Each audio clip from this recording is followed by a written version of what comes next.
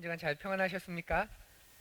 예, 여러분의 기도 덕분에 또 저희는 휴가를 잘 다녀왔습니다. 많이 탔지요? 아, 그 주보에도 소식으로 잠깐 적어 놓았지만 이제 휴가의 철입니다. 그런데 재밌는 게 고단한 일상에서 좀 쉼을 얻겠다고 이제 우리가 휴가를 갔는데 이제 휴가에서 돌아온 다음에는 그 휴가에서 또 쉼을 얻어야 되는 또 다른 휴가가 필요할 만큼 휴가라는 게 일종의 쉼이 아니라 이제 짐이 되고 또 고단한 일이 되는 것도 사실입니다. 이 여름 여러분의 삶 속에서 쉼과 안식을 그런 누리는 그런 여름 휴가 그렇게 잘 가지시면 좋겠습니다. 어, 한 이민 한 이민자의 이야기 간증을 들었던 적이 있는데요.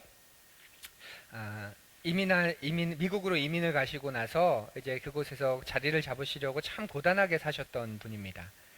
그러니까 낯선 나라, 언어도 문화도 모든 게 낯선 곳에 또 일가 친척도 아무도 없는 곳에 이제 이민을 가시고 또 그곳에서 자리를 잡으시려고 했으니 그의 삶이 얼마나 고단했겠습니까? 그것도 서구 사회에서 동양인을 한 수 아래로 접고 보는 그런 서구 사회 속에서 동양인으로 한국인으로 살아야 하니 많은 서름이 있었겠죠. 이분이 그렇게 이제 한평생을 아주 고단한 삶을 성실하게 또 신실하게 잘 감내하시면서 살았습니다. 그리고 미국에서 제법 자리도 잡으셨어요. 그런데 인생이 여전히 공허한 거예요. 그렇게 이제 그날도 일을 마치고 운전을 하고 집으로 돌아가는데 주체할 수 없는 그런 공허함이 예, 있었습니다. 그래서 집으로 곧장 가야 하는데 가지 않고 정처 없이 발길을 닿는 대로 걸어가는 것처럼 그냥 핸들이 꺾이는 대로 이제 이 길 저 길 돌면서 이제 집으로 돌아가던 때였습니다. 근데 유심히 길을 이제 이렇게 주변을 살피면서 가다 보니까 포스터가 하나 보이는 거예요. 한국 한인교회의 이제 포스터죠. 부흥의 포스터입니다. 그런데 그날 처음으로 마음에 한번 가볼까 하는 그런 마음이 그분에게 들었다고 합니다. 그리고 그 포스터에 나온 주소대로 이제 주소를 찾아서 그 이민교회 한인교회에 이제 참석을 하게 되었는데 그날따라 이제 한 부흥 강사가 이제 초청되었고 그분이 이제 집회를 하던 그런 날이었습니다. 그러니까 이제 포스터가 또 붙었겠죠. 앉아서 듣는데 그분이 너무 쉬운 영어를 사용하면서 말씀을 전하는 거예요. 이민 생활을 오래 하긴 했지만 영어가 그렇게 썩 능숙하지 않은 분이셨는데 쉽게 자기가 이해할 만큼 그런 쉬운 영어로 말씀을 전하니까 그 말씀을 그분이 이해하면서 잘 따라갔습니다. 그리고 그날 그 자리에서 내 인생의 주인을 한번 바꿔보아야 되겠다. 지금까지 내가 내 인생의 주인으로 살았는데 그렇게 살고 난 이 결과가 너무 허무하고 내가 무너지면 내 마음이 무너지면 더 이상 주체할 수 없는 왜냐하면 내가 주인이었으니까 그런데 그 주인을 한번 바꿔보고 싶다. 하나님에게 하나님을 한번 믿어보고 싶다라는 마음이 그때 들었다고 합니다. 그리고 예수 그리스도를 영접하고 이제 구원을 얻게 되고 하나님의 자녀가 되는 그런 간증이었습니다. 그 간증을 다른 분이 전하면서 그런 말씀을 하셨어요. 하나님이 얼마나 위대하신가, 하나님이 얼마나 놀라우신가. 그날따라 그분의 핸들을 하나님이 꺾으셔서 늘 가던 길로 가지 않고 다른 길로 가게 하신 것 하나님의 섭리이고 하나님의 주권이다. 그리고 그분의 눈에 그 포스터를 보게 하신 것 역시 지나칠 수 있는 그 사소한 사건인데 그렇게 주목하게 하면서 포스터를 보게 하신 것도 하나님의 주권이고 섭리이다. 그리고 그 마음에 알아보고자 하는 마음, 한평생을 살면서도 그 마음 속에 하나님을 찾은 마음이 전혀 없었는데 그날따라 그 사소한 사건 속에서 한번 가볼까 하는 그런 조그만한 마음을 심어주신 것도 역시 하나님의 주권이고 하나님의 섭리이다. 그렇게 해서 교회를 갔는데 그날따라 쉬운 영어를 사용하는 그런 부흥 강사, 그런 목사님을 허락하신 것. 그리고 그 속에서 그 말씀이 들리고 그분이 인생 최초로 하나님을 만나려고 하는 그런 결단을 한 것. 그것이 바로 하나님의 섭리이고 주권이다. 그렇게 하나님이 놀라우신 분이고 우리를 강권하시고 우리를 사로잡아서 끌고 가시는 분이다. 이렇게 간증을 대신 이제 전하는 이야기를 들었던 적이 있습니다. 전 동의합니다. 그분의 말에 토를 달고 싶지도 않고 그분의 말에 어떤 뭐 다른 반론을 제기하고 싶지도 않는데 궁금한 게 하나 있습니다. 보게 하신 것도 하나님의 주권이고 섭리이고, 또 그렇게 운전을 하게 하신 것도 하나님의 주권이고 섭리이고, 그날따라 그런 사람을 만나게 하시고 그렇게 들리게 하시고 그렇게 한 게 모두 하나님의 주권이고 섭리라면 한 가지 의문이 든 게 있는 거죠. 그러면 사람의 역할은 도대체 뭐냐라는 겁니다. 우리의 역할은 뭐냐는 거죠. 하나님의 주권, 하나님의 섭리, 하나님의 강권하심 너무 감사하고 좋은데, 그런데 그런 은혜 속에서 한켠에 드는 조그만한 이해할 수 없는 의문이 들잖아요. 그러면 사람의 역할은 뭐지? 우리의 역할은 뭐지? 그냥 하나님의 주권대로 섭리대로 하나님의 강권하심대로 그냥 내가 아무것도 하지 않고 가만히 있으면 되는 건가? 하는 그런 일말의 마음이 우리에게 들기도 합니다. 하나님께 다 맡겨버리면 마음은 편해요. 마치 이슬람의 무슬림들의 인샬라라는 말처럼, 인샬라, 알라의 뜻이라는 말이죠. 그러니까 내가 가난한 것도 인샬라, 그러면 내가 가난한 게 정당화되는 겁니다. 이건 알라의 뜻이니까. 내가 부자인 것도 인샬라, 그러면 그 역시도 합리화가 됩니다. 알라의 뜻이니까. 내가 이렇게 당신에게 구걸을 하는 것도 인샬라, 알라의 뜻이다. 그러니 당신은 나를 구제해야 된다. 무슬림들 가운데 구제를 요청하는 무슬림들이 얼마나 당당한지 모릅니다. 왜냐하면 알라의 뜻이라는 거죠. 마치 이런 것처럼 우리에게도 만일 그렇다면 우리의 믿음과 우리의 신앙이 숙명론 혹은 운명론과 다를 바가 무엇일까? 우리에게 그런 마음이 솔직히 듭니다. 내가 하나님의 주권과 섭리를 이야기할 땐 뭐 거부감이 없습니다. 그런데 다른 사람이 하나님의 주권과 섭리를 이야기할 땐 마음이 거북합니다. 그런 속에서 과연 우리의 역할은 무엇이냐, 사람의 역할은 무엇이냐, 우리가 그걸 생각해 볼 수 있겠죠. 오늘 우리가 읽은 본문, 우리가 계속 출애굽기를 살펴보고 있는데, 우리가 읽은 본문 속에서 4장부터 사실 이 표현이 나오는데 오늘 7장에서 좀, 그리고 뒤에도 계속 반복해서 나옵니다. 우리가 좀 해결해야 될 그런 본문이 있습니다. 바로 7장 3절인데요. 우리 앞을 보며 함께 읽어볼까요? 다 함께 읽어봅시다. 시작.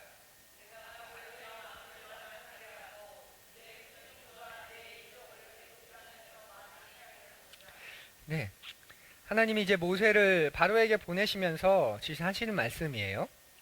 내가 바로의 마음을 완악하게 하고. 이 표현이 우리에게 좀 약간 거슬립니다. 4장에도 이런 표현이 나왔었고요. 또 뒤에 8장, 10장 계속 이 표현이 나옵니다. 내가 바로의 마음을 완악하게 했다. 완악하게 했다라고 말하는 이 완악이란 말은 뭐 영어로 보면 이렇게 하드닝, 하드, 딱딱하게 만든다는 거죠. 그러니까 내가 바로의 마음을 딱딱하게 만들었다. 뭐 이전의 표현으로 하면 강팍하게 만들었다, 완고하게 만들었다, 이런 말입니다. 이렇게 보면 바로는 죄가 없는 듯해요. 그렇지 않나요? 바로는 믿고 싶은데, 정말 믿고 싶은데 한 4번째, 5번째 재앙쯤에서 바로는 지금 돌이키고 싶을 것 같은데, 하나님이 완고하게 만들어 두셔서, 하나님이 완악하게 해 놓으셔서 바로가 끝까지 하나님을 대적하는 듯한 그런, 우리에게 그런 약간의 그런 뉘앙스, 그런 걸 느끼게 합니다. 더군다나 우리는 하나님이 전능하시다는 것, 그리고 하나님이 섭리와 주권을 가지고, 또 여기에 이제 우리 전통적으로 기독교의 가르침 가운데 하나인, 전부가 아니라 하나입니다. 가르침 가운데 하나인 예정과 관련돼서 하나님이 그렇게 작정하시고 해놓으신 듯한 그런 마음의 부딪힘에 이렇게 부딪히게 됩니다. 바로는 정말 믿고 싶었을까요? 바로의 마음엔 나중에는 회개하고 돌이키고 싶은 마음이 있는데, 하나님이 그 바로의 마음을 완고하게 하셔서, 완악하게 하셔서 결국 파라오가 그렇게 믿지 않은 걸까요? 우리가 의문이 들고 또 생각해 볼 수 있습니다. 한번 오늘은 그 부분을 좀 생각해 보면서 하나님을 믿는다는 게 어떤 건지, 하나님이 역사하신다는 게 어떤 건지 우리가 좀 우리의 삶 속에 새겼으면 좋겠습니다. 하나님을 완고하게 하셨다라는 표현이 나오는데, 그런데 오늘 본문을 보면, 출애굽기 여러 다른 본문을, 병행 본문을 보면 이런 말도 있습니다. 한쪽에서 하나님을 완고하게 하셨다, 강팍하게 하셨다, 그렇게 약속하셨다, 이런 본문들이 많이 나오지만, 또 한편에서는 바로의 마음이 완악했다. 바로의 마음이 고집이 셌다. 바로의 마음이 강팍했다. 그런 부분이 나옵니다. 우리 함께 읽어볼까요? 자, 출애굽기 8장의 말씀입니다. 시작.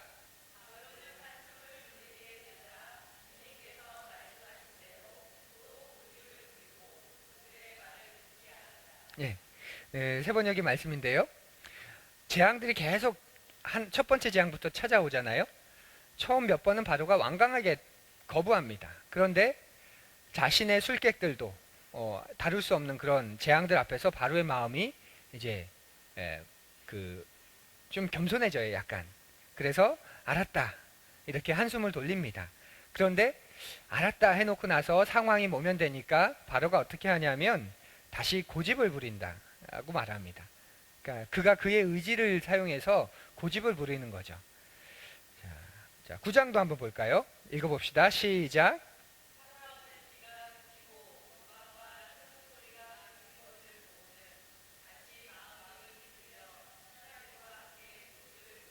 네, 하나님의 그 자연현상을 통한 재앙에 두려움을 느낍니다. 그리고 알겠다. 일단 이 재앙을 멈추게 해달라. 너의 말대로 하겠다. 이렇게 반응을 해서 재앙이 멈춰요. 비가 그쳤고 우박과 천둥 소리가 그쳤습니다. 그런데 다시 마음이 뒤틀려서 신하들과 함께 고집을 부렸다고 또 성경은 기록하고 있습니다. 하나님이 바로의 마음을 완악하게 했지요. 그렇게 성경이 기록하고 있기 때문에. 그런데 또 한편에서는 바로의 마음 자체가 그의 마음 자체가 원래부터 강팍하고 완악했다, 완고했다 그렇게 말하고 있습니다.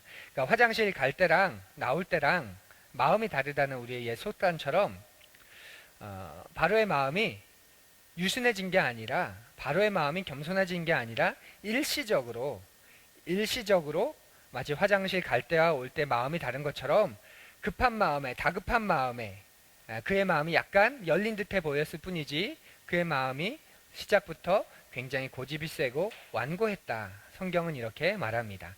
그런데 단순히 바로가 고집이 센 게 아니라 그 바로의 마음이 굉장히 잔인했다는 거 우리가 좀 생각해 볼 필요가 있습니다. 나치가 유대인들을 학살했죠. 홀로코스트라고 말하는. 그런데 그것이 얼마나 잔인했는지 그 유적지들을 가보면 그 나치의 만행을 보여주는 그런 유적지를 가보면 이런 게 있습니다. 머리카락이 산더미처럼 쌓여 있어요. 이 머리카락이 뭔가 그 가스실에서 죽은 사람들의 머리를 다 이제 가발로 만들기 위해서 그걸 가지고 사용하기 위해서 자른 머리라고 하죠. 그런 머리들이 어마어마하게 산처럼 쌓여 있습니다. 그 앞에서 아무런 말도 할 수 없지요. 또 만주에서 일본 군인들이 조선인들을 대상으로 한 731 부대라고 말하는 그런 생체 실험, 말할 수 없는 만큼 잔혹하고 잔인하고 끔찍한 일들입니다. 사람이 얼만큼 악해질 수 있는지, 사람이 얼만큼 잔인해질 수 있는지 역사를 통해서 우리가 알게 돼요. 그런데 우리의 마음이 무덤덤합니다. 왜냐하면 그걸 경험하면 너무 끔찍하고 내가 불편하니까. 그래서 나를 불편하게 만드는 걸 솔직히 거부하고 싶고 거절하고 싶습니다. 그러다 보니까 사람이 얼마나 잔인한지, 얼마나 잔혹한지, 이 세상의 체계가, 이 세상이 요구하는 삶의 그런 방식들이 얼마나 비인간적이고, 얼마나 비상식적이고, 얼마나 몰인간적인 건지 우리가 때때로 잊을 때가 굉장히 많이 있습니다. 그런데 우리가 직시해야 할 것은 하나님이 없는 자리에, 하나님이 없는 곳에 그 사람에 대한 이해, 또 세상에 대한 이해는 점점 난폭하고 잔인해질 수밖에 없다는 것 우리가 좀 생각해 볼 필요가 있습니다. 바로가 어떤 자였냐면 자신을 하나님으로 신으로 여기던 자였어요. 그러니 자신이 신이기 때문에 자신이 할 수 있는 건 뭐든지 다 가능하다 여겼던 사람이죠. 대표적인 게 유아 살해 아닙니까? 그런 바로가 얼마나 잔혹하고 잔인했는지, 그런 걸 하나님께서 강팍하게 만드시고 완악하게 만드셔서 행한 게 아니라 우리는 아무리 하나님이 바로의 마음을 완악하게 했다고 하더라도 그렇게 해석을 하진 않습니다. 바로가 원래부터 잔인하고 잔혹했던 사람이었다는 거죠. 한두 번 하나님이 그에게 역사하셨을 수 있지만 그의 완고함이, 그의 완악함이 결코 거둬지지 않으니 하나님이 어떤 일을 하시냐면 파라오를 통해서 이스라엘에게 하나님의 나라를 건설하는 게 아니라 그 파라오를 이김을 통해서 하나님의 나라를 대적하겠다는 하나님의 뜻을 보여주시고 나타내시는 겁니다. 이게 하나님이 바로의 마음을 완악하게 하셨다는 것의 또 다른 의미였던 거예요. 그러니까 나는 아무것도 안 하고 바로는 아무것도 안 하고 그의 역할은 아무것도 없고 오직 하나님의 주권, 하나님의 섭리, 하나님의 강권하심, 하나님의 은혜만 넘쳐난다는 게 아니라 하나님이 그 속에서 역사하시는데 더 이상 그가 반응하지 않자 어떻게 역사하시냐면 그를 치시면서 역사하시는 거죠. 만일 바로가 하나님 앞에 겸손한 자였더라면 저는 역사가 그렇게 쓰여졌을 수도 있다고 생각해요. 역사에서 가정은 아무런 의미가 없지만 그가 하나님 앞에 겸손했다면 고레스와 같이, 페르시아의 고레스와 같이 그를 통해서 하나님이 이스라엘을 나라를 세우셨을 수도 있습니다. 그를 통해서 출애굽시키셨고 그를 통해서 이스라엘 나라를 세우시는 그런 통로가 됐을 수도 있어요. 그러나 그의 마음이 얼마나 강팍하고 완고하고 잔인하고 잔혹했는지 더 이상 하나님이 그 10년 가운데 들어갈 자리가 없어서 하나님은 그를 치시면서 그를 멸하시면서 하나님의 역사하심을 드러내십니다. 이게 하나님이 바로의 마음을 완고하게 하셨다, 완악하게 하셨다라는 말의 뜻입니다. 그래서 이 말은 내가 바로의 마음을 완악하게 하였다라는 이 말은 결론적으로는 우리가 이렇게 해석할 수 있습니다. 내버려 두었다라고 말이죠. 역사할 수 있으신데 돌이키게 하실 수 있으신데 만지실 수 있으신데 하나님이 어떻게 하셨냐면 그냥 내버려 두신 거예요. 내버려 두셨다. 신학적인 말로 하면 유기라고 말하죠. 유기. 뭐 우리가 유기견 말할 때 유기. 내버려 두는 거잖아요. 방임해 두는 겁니다. 하나님이 바로를 어떻게 하신 거냐면 내버려 두신 거예요. 그가 죄를 행하면 그냥 죄를 행하도록, 그가 악을 행하면 그냥 그렇게 악을 행하도록 내버려 두신 것. 그래서 하나님의 심판 가운데 참 무서운 심판 가운데 하나가 뭐냐면 하나님이 더 이상 나의 삶에 개입하지 않고 하나님이 더 이상 나의 삶에 말씀하시지 않고 하나님이 더 이상 우리 자녀의 삶 속에 동행하지 않으시고 그냥 내버려 두시는 것. 이것 자체가 이미 하나님의 커다란 심판이라는 걸 우리는 생각해야 합니다.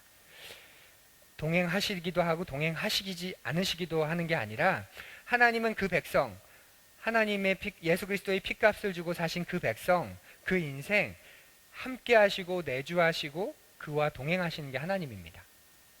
그런데 더 이상 그가 완고함을 멈추지 않을 때, 그 완악함을 거절하지 않을 때, 포기하지 않을 때 하나님은 어떻게 하시냐면 그냥 내버려 두시는 거죠. 그게 다른 표현으로 이야기하면 하나님께서 그의 마음을 완고하게 하셨다라는 말에 또 다른 의미가 됩니다. 서두에 한 이민자의 간증을 드렸죠. 모든 게 다 하나님의 주권이고 섭리이고 그러면 나는 뭘 했느냐. 그의 그 부드러운 마음, 그 인생의 공허함 속에서 이제는 좀 내가 아닌 다른 삶의 주인을 찾고자 하는 그 부드러운 마음 속에 하나님이 역사하시기 시작하는 거죠. 그리고 모든 게 하나님의 다 주권일 수 있는 이유는 그의 삶 속에서 그의 마음이 부드럽게 하나님의 주권을 부리시는 대로 하나님을 역사하시는 대로 그가 반응할 준비가 되었을 때 그 주권과 섭리가 역사하게 되는 겁니다. 그는 하나님을 거부하는데 그는 하나님을 찾고 싶은 마음도 없고 만나고 싶은 마음도 없고 따르고 싶은 마음도 없는데 하나님이 그냥 끌고 가는 그런 식의 주권, 그런 식의 섭리는 하나님은 행하시지 않는 분이십니다. 신약의 용어로 이야기하면 이런 거예요. 하나님이 주권과 섭리를 가지시는데 그 주권과 섭리를 언제 역사하시냐면 우리 신약의 예수 그리스도의 표현 가운데 우리가 너무 잘하고 친숙한 표현이 있죠. 바로 씨 뿌리는 자의 이야기 아닙니까? 하나님의 말씀의 씨가 뿌려집니다. 길가에 뿌려졌고 돌밭에 뿌려졌고 가시떨기밭에 뿌려졌고 좋은 땅에 뿌려졌다고 예수님이 증언하시죠. 그런데 그 말씀의 어디서 그 말씀의 씨앗이 어디서 열매를 맺히냐면 좋은 땅에서 열매를 맺힌다고 이야기합니다. 이 말씀은 여러 가지 각도에서 우리가 이해하고 또 표현할 수 있지만 중요한 건 말씀의 능력이 부족해서 여기서는 열매를 맺고 여기서는 열매를 맺지 않는다는 말이 아니에요. 사람의 정성과 노력이 부족해서 여기서는 말씀의 씨앗이 잘 자라는데 저쪽에서는 말씀의 씨앗이 자라지 않는다는 말 역시도 아닙니다. 돌밭, 또 가시밭, 길가 모두 그 말씀을 받은 마음 자체가 굉장히 강팍하고 또 그 말씀의 씨앗을 사로잡는 많은 유혹과 또 많은 그런 그 유혹들이 갈등들이 있다는 거죠. 그 속에서는 말씀이 자랄 수 없다는 것을 말합니다. 좋은 밭, 좋은 땅이란 말은 하나님의 말씀에 반응할 준비가 되어 있는 그리고 그 말씀에 순종할 준비가 되어 있는 그런 땅을 말하는 거죠. 그런 사람에게 말씀이 의미가 있고 말씀이 역사한다는 그런 의미가 되지요. 바로의 마음을 완악하게 하셨다는 말씀이 바로 그러한 말입니다. 그런데 이스라엘이 하나님 앞에 얼마나 완악했는지, 이스라엘 역시도 얼마나 완악했는지 모릅니다. 출애굽기 7장의 말씀을 우리 같이 읽어볼까요? 함께 읽어봅시다. 시작.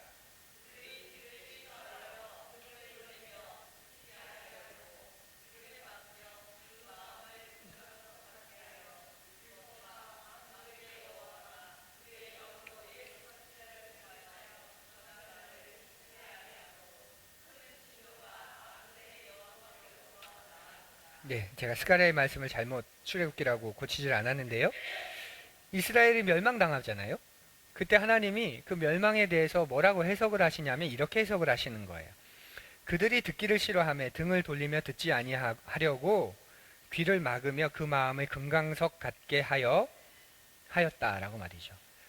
그러니까 듣고 싶지 않아서 듣지 않으려고 어떻게까지 하냐면 이제 그 마음 자체를 현대인의 성경으로 보면 차돌같이 그 강가에 가면 짱돌이라고 말하는 차돌들 있죠. 가운데 그 반짝반짝 빛나는 조그마한 모래 알갱이들이 가득 있는 그 단단한 돌. 그렇게 금강석같이 차돌같이 자신의 마음을 그들 스스로가 단단하게 만들어버렸다는 거예요. 강팍하고 완고하게 만들었다는 겁니다. 어디 한번 말씀해 보십시오.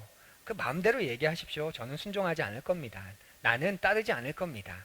아무리 그렇게 얘기해도 나는 그렇게 하지 않을 겁니다. 그런 것처럼 그들이 그들 스스로의 마음을 강한 돌같이 만들어버렸다는 거죠. 그러니 더 이상 듣지 않으니 큰 진노가 만군의 여호와께로부터 나왔다. 이렇게 하나님이 재해석을 해 주시는 거예요. 너희들의 마음이 돌 같아서 너희들이 심판을 받은 거다라는 말입니다. 그래서 새 날이 되면 에스겔에 보면 하나님의 날이 돼서 하나님의 날이 새로운 날이 돼서 하나님의 영이 각 사람에게 부어질 때 어떤 일이 일어나는 줄 아세요? 우리의 마음이 금강석 같던 우리의 마음이 차돌 같던 우리의 마음이 부드러운 마음으로 바뀐다고 말합니다. 그걸 성령의 충만함이라고 에둘러 표현합니다. 마음의 강팍감 그 자체가 심판이라는 걸 우리의 삶 속에서 우리가 좀 깨달으면 좋겠습니다. 여러분의 마음이 굉장히 완고해져 있고 강팍해져 있을 때 이 자체가 심판일 수 있구나. 왜냐하면 하나님의 내버려 두심. 개입하셔야 하는데 찾아오셔야 되는데 다듬어 주시고 만들어 주셔야 하는데 더 이상 완고한 내 마음속에 그렇게 하지 않으시고 그냥 강팍해질 대로 강팍해지는 대로 완고해질 대로 완고해지는 대로 걷잡을 수 없이 잔인해지고 또 그 완고해질 대로 완고해지도록 내버려 두는 것 그 자체가 하나님의 심판일 수 있다는 것 그리고 하나님의 심판이라는 것 우리의 마음에 그런 경계 그런 또 다급한 마음이 우리에게 있기를 간절히 원합니다. 새날이 되면 에스겔에 보면 이런 일이 나타납니다. 우리 같이 읽어봅시다. 우리 친구들이 큰 소리로 읽어주세요. 시작. 내가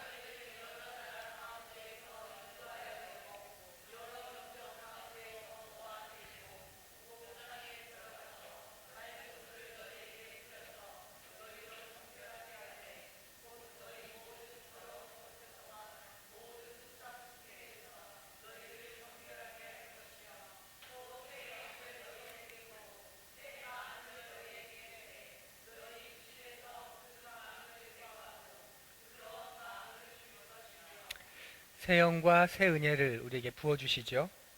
그러면서 새 마음, 새로운 존재가 됩니다. 그 말을 다르게 아주 쉬운 편으로 말하고 있습니다. 부드러운 마음을 너희에게 줄 것이다. 그 딱딱하고 완고하고 강팍하고 차갑고 냉랭했던 그 마음을 제거하고 너희들에게 부드러운 마음을 주겠다. 이렇게 하나님은 우리에게 약속하십니다. 성령을 소유한 사람, 하나님의 사람은 그 마음이 부드러운 사람입니다. 그리고 하나님은 그 부드러운 마음 속에서 역사하시는 분입니다. 강팍하고 완고한 마음은 그냥 내버려 두십니다. 한두 번의 기회는 주실지 모르지만 그러나 더 이상 그곳에서 씨앗이 자랄 수 없다는 것 아시기에 내버려 두시고 부드러운 마음 속에서 그 유순한 마음 속에서 하나님은 역사하십니다. 부드러운 마음이라 어떤 마음일까요? 네, 안녕하세요. 늘 그렇게 내 속도 없는 그런 표정으로 속도 없는 그런 말로 사람을 대하고 말하는 것일까요? 아닙니다. 부드러운 마음은 저는 이렇게 정의합니다. 하나님께서 역사하실 수 있는 자리를 남겨두는 마음이 저는 부드러운 마음이라고 생각합니다. 하나님 앞에서 분이 일어날 수도 있고 화가 날 수도 있고 사람 앞에서 역시도 분과 화가 날 수 있습니다. 하지만 한쪽에는 여전히 하나님이 다스릴 수 있는 자리를 남겨두시는 거죠. 그래서 말씀이 들려지거나 말씀이 찾아올 때 움찔 할 줄 알고 그러니까 그래도 그런 마음으로 하나님께 나아갈 수 있는 마음, 그게 바로 부드러운 마음이 아닐까요? 우리에게 그런 하나님이 말씀하실 수 있는 여지를 남겨두는 그런 부드러운 마음이 우리에게 가득하기를 소원합니다. 어떻게 하면 부드러운 마음을 가질 수 있을까요? 여러 가지 방법이 있겠지만 제 경험에 있어서 부드러운 마음을 가지는 가장 좋은 방법 가운데 하나는 부드러운 마음을 가진 사람들의 이야기를 많이 듣는 거예요. 그런 좋은 글, 아름다운 글을 많이 접하는 겁니다. 제가 주보에 유난히 좋은 시나 아름다운 글이나 그런 말들을 많이 적는 이유가 여러분 왜일 것 같으세요? 우리의 마음이 부드러워지길 원하기 때문에 그래요. 그런 글들을 읽고 나면, 그런 글들을 접하고 나면 우와 하는 마음이 생기면서 마음이 열리지 않나요? 만약에 안 열리면 여러분 심각한 겁니다. 나태주 시인의 그런 아름다운 글들을 보고 나서도 뭐야 이게 이러면 이건 이제 좀 하나님과 40일 금식 정도 우리가 가야 하는 그런 심각한 상황입니다. 아름다운 글들 속에서 우리의 마음이 열려요. 아름다운 이야기 속에서 그런 사람들의 삶의 간증과 이야기 속에서 우리의 마음이 부드러워집니다. 나는 이제까지 이게 세상의 다라 여겼었는데 툭 하고 그런 나의 생각을 이제 부수고 금이 가게 하는 그런 강렬한 언어들, 그런 강렬한 삶들, 그 삶 속에서 삶이 열리게 되는 거예요. 우리에게 부드러운 마음을 우리가 부드러운 마음을 갖는 법, 바로 좋은 글, 좋은 이야기, 또 믿음의 사람들의 그런 삶의 간증과 사람들의 그런 이야기들, 그런 이야기를 접하는 게 내가 하나님께서 역사하실 수 있는 여지를 남겨두는 그런 좋은 방법입니다. 그래서 저는 여러분들이 주보를 좀 꼼꼼히 보시면 좋겠고요. 보고 난 다음에도 집으로 가져가셔서 주보에 있는 그 문장들이나 글들을 여러분의 기도 가운데 인용하기도 하고 또 눈으로 쓱 훑어보면서 같은 마음으로 그게 떠올리고 기도하면 참 좋겠다는 그런 마음이 있습니다. 뭐니 해도 우리의 마음 부드럽게 하는 가장 좋은 방법은 말씀에 우리를 계속 내어 맡기는 거죠. 말씀에 내어 맡기는 것. 기계적으로 말씀을 접하는 게 아니라 기계적으로 말씀을 접하는 속에서는 아무런 역사가 일어나지 않습니다. 예수님이 말씀하셨잖아요. 나더러 주여 주여 하는 자마다 다 천국에 하나님 나라에 들어가지 않는다. 그리고 심지어는 사단도 예수 그리스도를 유혹할 때 기록되었으되 하면서 말씀을 인용하잖아요. 기계적으로 말씀을 알고 기계적으로 말씀을 인용하는 자리에는 큰 역사가 없습니다. 말씀을 인용한다는 건, 말씀에 나를 맡긴다는 건 그 말씀을 나의 말씀으로 내가 다시 고백한다는 그런 의미가 있습니다. 여호와는 나의 목자시니 내게 부족함이 없다. 나의 말로 고백하는 거예요. 여호와는 나의 목자시니 내게 부족함이 없다. 아닌데요, 하나님? 저 부족함 많은데요? 나의 말로 고백하면서 그 말씀과 씨름하는 거죠. 그 속에서 말씀이 나의 말씀이 되고 그 말씀을 하나님이 경험하게 해주시는 겁니다. 하나님은 부드러운 마음 속에서 역사하시는 분입니다. 여러분의 한 주간의 삶 속에 하나님이 역사하실 자리가 있는 그런 부드러운 마음으로 한 주 동행하는 그런 여러분 되시기를 간절히 소원합니다. 강팍하고 완고한 마음, 또 그 차갑고 냉랭한 마음, 끝이 어디까지 갈지 그 모르는 그 마음, 하나님 여기서 그치게 해주십시오. 여기서 끝나게 해주십시오. 완고한 마음 아니라 부드럽고 유순한 마음으로 주님을 따르게 해주십시오. 차가울 대로 차가워져서 하나님이 그냥 내버려두는 그런 마음 되지 않도록 주님 도와주십시오. 그렇게 한 주의 삶을 살아가는 또 우리 자녀들의 아이들의 삶이 그런 마음 되기를 간절히 소원합니다. 우리 같이 메시지 성경으로 오는 말씀을 다시 한번 묵상한 후에 우리 거듭의 기도를 드리면 좋겠습니다.